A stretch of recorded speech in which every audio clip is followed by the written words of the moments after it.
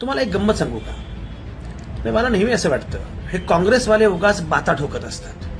गांधी, नेहरू, आंबेडकर, शाहू फुले आंबेडकर, हे सगळं सांगणं आता काँग्रेसनं बंद करावं. काँग्रेसनं आदर्श घ्यावा तो नरेंद्र मोदींचा, त्यांनी घ्यावा आदर्श देवेंद्र फडणवीसांचा.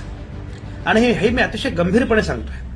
मला एक सांगा, 2014 मध्ये भाजप सत्तेत आली नसती आणि मुख्यमंत्री पद नसतं मिळालं तर देवेंद्र फडणवीसांनी पक्ष सोडला असता? पंतप्रधान नसते झाले तर मोदींनी पक्ष बदलला असता?